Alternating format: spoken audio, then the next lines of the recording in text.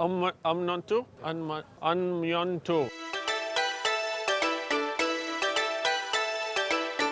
احنا الآن في مدينة أنميونتو في كي كامب، وهذا عبارة عن معسكر تقيمه بعض المدارس الهاي سكول في كوريا، وهو تدريب ما قبل التجنيد. الأولاد هؤلاء ثانوية أعمارهم تقريبا 16 سنة، ويأتوا إلى هنا في زي ما يقولوا كده معسكر مكثف تابع للمارينز اللي هي البحرية، فيقوموا بتدريب هؤلاء. فخلينا نشوف يوم في حياتهم. دوبهم صحيوا 7:15، حيتصفوا الآن وبعدين حيسووا أظن تمارين رياضية وحيسووا عدة أمور. This is military. Yeah. طيب هذا عشان الدفى، وبالمرة علشان هذا لبس الجيش. تصويريا مو باين انه برد بس الدنيا برد. اوكي وي جو تو كومبات. ثانك يو. من ضمن الاساسيات في المعسكر هنا انهم قبل لا يدخلوا بيسلموا كل اشيائهم الشخصية، واهم حاجة من اشيائهم الشخصية الموبايلز، الجوالات، علشان يركزوا في المعسكر ال3 أيام الجاية. فكل الجوالات بيسلموها هنا عند الدخول. 3 أيام بدون جوال، تجربة فريدة. طيب هذه الدفعة دحين جاية الثانية. مرة أخرى دول أولاد ثانوي، فأعمارهم 16 سنة تقريبا. اللي على عكاز كمان جاي يتدرب.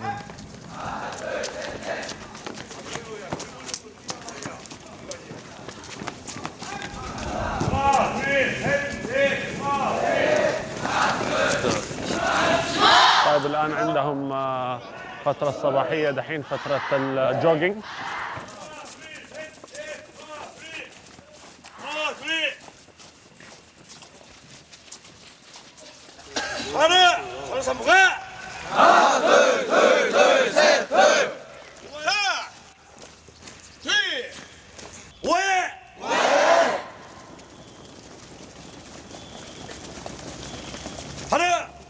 종원 우루 삼부가 하나 둘셋넷 하나 둘 발사.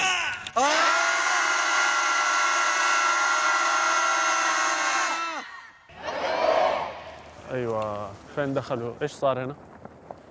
انتشروا. انت مش حتنتشروا؟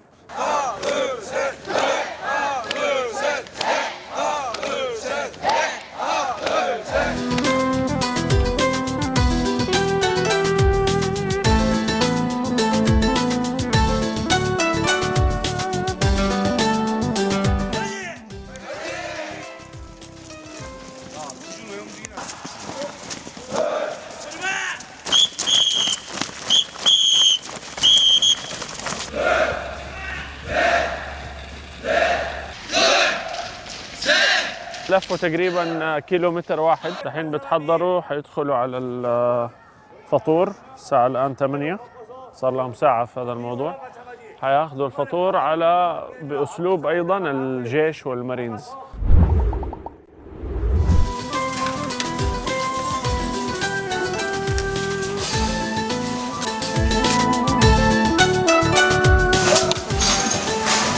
جالسين ولا أحد أكل إلى الآن.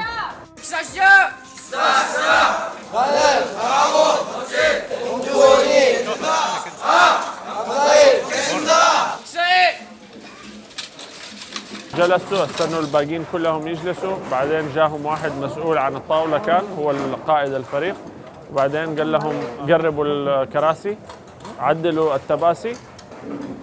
كويس هذه جات. قربوا الكراسي وعدلوا التباسي، وبعدين أبدأوا كلوا، وكلهم بدأوا يأكلوا في نفس اللحظة. فهذا الأكل على أسلوب الجيش، انضباط شديد، احترام شديد للفريق، وتعلم لآداب الأكل بشكل عملي كالعادة، زي ما دائما نقول بالمشاركة وليس بالكلام والتلقين. النظام عندهم مش بس نظام الأكل، ولكن نظام حتى لما يخلص الأكل في نظام. فحتلاقي أنه بعضهم خلص أكل ولكن ما تحركوا، مستنين باقي الفريق، لأنه أيضا في طقوس لعملية أخذ الأكل وإعادة الصحون لأماكنها. حنشوف إيش الطقس، ما أعرف إيش هو حيكون.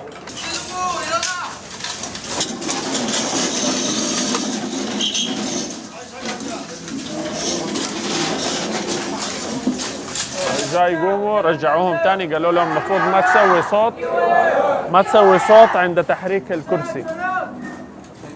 فيقول لهم ارفعوا القامة.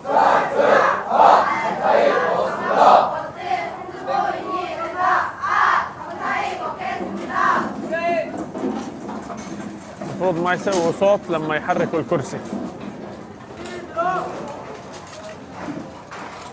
شوف لاحظوا الانضباط.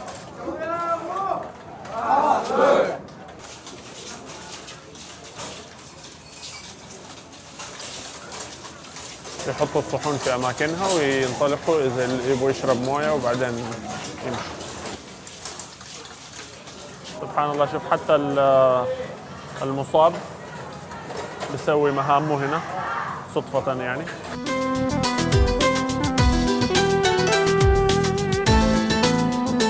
كله كوم، والراجل ده المصاب كوم. حتى البنات عندهم فرقة خاصة فيهم بيتدربوا أيضا. طبعا في كوريا تدريب الأولاد إجباري، تدريب البنات تطوعي ليس إجباري.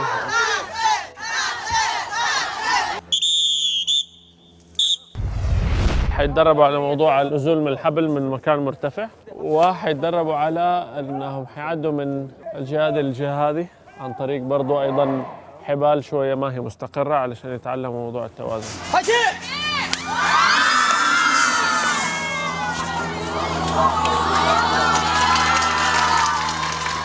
طبعا بعضهم خاف لما شاف الراجل نازل كده، وهي ارتفاع 10 متر، هذا عاملينه مدروس انه يكون اكثر ارتفاع مخيف. يعني شرح لي حاجه العسكري الحقيقه ما قدرت افهم، يعني اكثر من 10 الخوف يقل، يعني ما لسبب ما، اقل من 10 ايضا الخوف يقل. 10 هو اكثر ارتفاع فيه رهبه.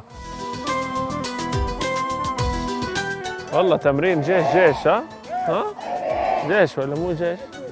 حركات. الناس اللي ما تحصل على هذا التدريب محرومة. الشباب إذا ما عدوا بأمور زي كده تثقل مهاراتهم وتؤصل التزامهم واعتمادهم على النفس وتقوي عودهم، يعني بالعام يعني إنه عودهم يقوى، محرومين.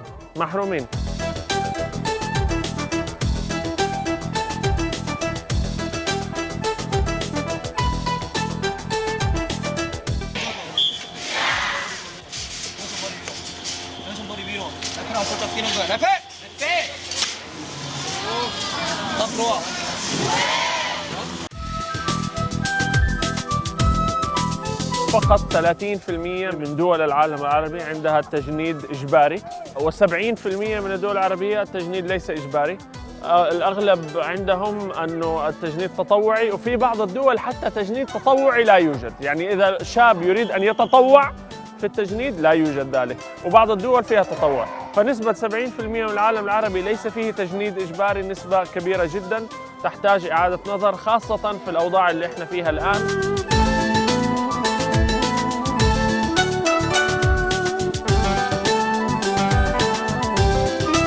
فرق كبير بين دولة شعبها لو لا سمح الله صارت طوارئ وصارت حرب، الشعب كله جاهز أنه ينتفض ويدافع عنها، وبين دولة لا سمح الله إذا صار شيء تجد أنه فقط 10% ولا 20% من الشعب مؤهلين أنهم يعني يدافعوا عن الدولة. فشوفوا هذا الولد اللي دوبه كان حاول ينزل ما قدر ينزل، خاف فرجعوه. مرة أخرى تجربة جديدة للكل. واو، هذا أحسن واحد نزل ده.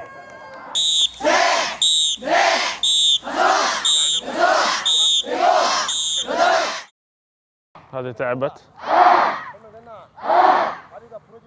اللي نبغى نوضح انه العمل شاق مرهق. شوفوا ناس قاعدة تنسحب من شدة التمرين، ناس قاعدة تنسحب اللي ما هم قادرين يسووه.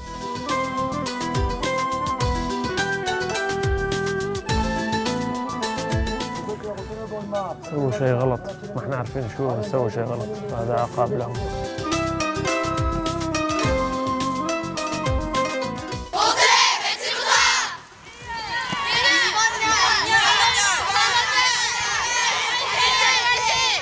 الآن حيروحوا للشط. جميل جدا كيف الحركة مرة يعني منظمة. هذا من تدريب يوم واحد فقط ترى. شط البحر أو الخليج.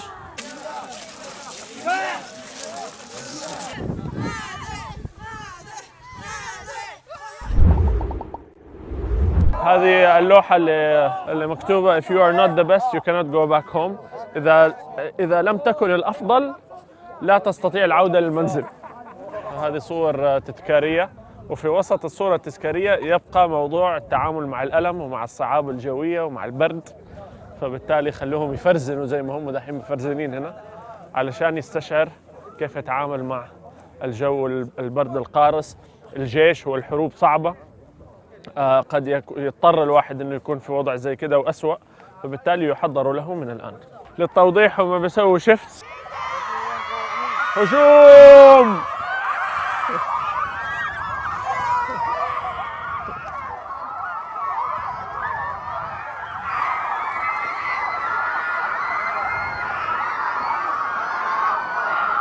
بتشوفوا في الحروب لما الجيش بيكون عنده هجوم على الساحل.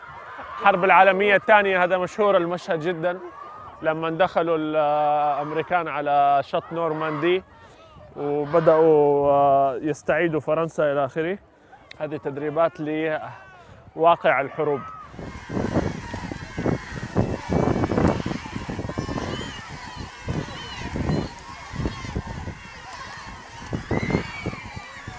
طيب هنا ايش بيتعلموا؟ قاعدين يتعلموا كذا شيء. إدارة القارب، عملية اللف انه يروحوا يلفوا ويرجعوا، عملية العمل الجماعي، التنسيق بين أعضاء الفريق، مواجهة الصعوبات لأنه في أمواج وملاحظين الأمواج قاعدة تشدهم يمين ويسار، التنسيق بين القوارب بينها وبين بعض، يعني في تنسيقين، في تنسيق بين القارب الواحد انه يعرفوا أعضاء الفريق الواحد يتعاملوا مع بعض وينسقوا عملية التجديف، وفي تنسيق بدربوهم عليه كيف يتواصلوا مع القوارب الأخرى علشان يوحدوا حركتهم، يوحدوا صفهم، لا نشوف كمان لما يرجعوا كيف عملية تنظيم العودة. الرسالة هنا أنه الدول العربية، الحكومات العربية تعيد النظر في مبدأ تعاملها مع التجنيد ومبدأ استعدادها للحرب لا سمح الله إذا حصل هجوم من الخارج. من أهم عناصر الاستعداد ليس فقط شراء أسلحة ودفع بلايين على شراء أسلحة، ولكن أيضا تدريب، وهو الأهم، تدريب من الذي سيقود هذه الأسلحة ويعني سيركبها وسيستخدمها. والأعداد ما زالت مهمة اليوم في الحرب إلى اليوم. بعض الناس يعتقد أنه الأعداد لم تعد مهمة في ظل وجود التكنولوجيا. ما زال الأعداد لها دور كبير في الحروب، وما زال الحاجة المستحيل أنه دولة تربح حرب على دولة ثانية بدون الهجوم الأرضي، والهجوم الأرضي معناه جنود داخلة على الأرض. مهما حصل قصف جوي، الحرب العالمية الثانية ألمانيا هاجمت لندن ويعني نسفتها نسف لم تشهده مدينة في العالم جوا، ولكنها لم تستطع أن تقتحم لندن لأنها ما قدرت تدخل أرضا. فبالتالي الدخول الأرضي أساسي جدا للتغلب على أي دولة في الحرب، وبالتالي تأتي أهمية الأعداد، وبالتالي يعاد النظر في استعدادية الشعوب للحروب إذا حصلت. هذا جانب. إسرائيل كلهم مجندين، الشعب الإسرائيلي كله من يعني كبيره لصغيره، رجاله وإناثه، كلهم مجندين. إذا حصل حرب في أي وقت مع إسرائيل ستجد الشعب الإسرائيلي كله مجند وجاهز للحرب. فنقارن هذا بين وضع 70% من الدول العربية اللي ما فيها أصلا تجنيد أو ليس إجباري.